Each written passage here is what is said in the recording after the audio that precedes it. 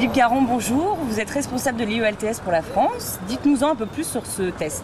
Bonjour Ambre et puis bienvenue au British Council puisque nous représentons le test IELTS pour la France. L'IELTS est un test d'anglais international qui est utilisé pour intégrer les universités anglophones du monde entier.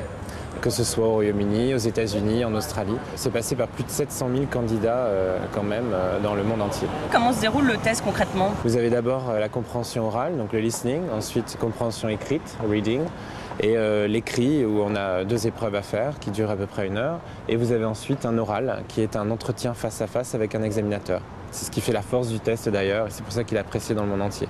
D'accord. Combien de temps dure-t-il et comment est-il noté? En gros, on le passe la matinée, un samedi, et puis l'oral se passe l'après-midi. On reçoit les résultats 13 jours après, on peut les consulter en ligne aussi. Est-ce qu'il y a des facs ou des écoles en France qui demandent ce test? Oui, alors en fait, on a une croissance spectaculaire au niveau mondial, on talonne presque le compétiteur. On va sûrement le dépasser d'ici 1 an ou 2 et donc en France c'est un effet domino qui est en train de se faire avec Sciences Po qui le fait passer maintenant à ses étudiants. On a le SC de Rouen aussi qui le fait passer à tous ses étudiants. Ça permet, si vous voulez, d'avoir les résultats à temps pour que les étudiants qui partent 1 an à l'étranger donnent leur score aux universités partenaires. Quel est le système de notation?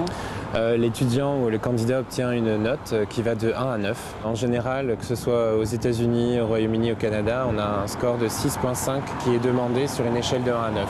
Philippe Caron, merci pour votre accueil et à bientôt. C'était un plaisir, merci beaucoup.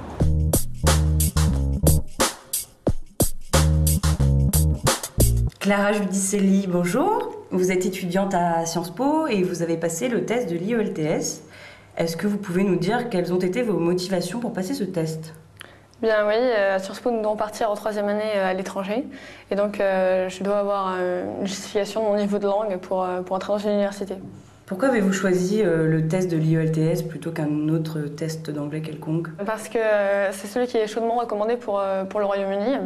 Et il n'y a pas de problème de délai comme avec certains autres tests. On reçoit les résultats en 2 semaines.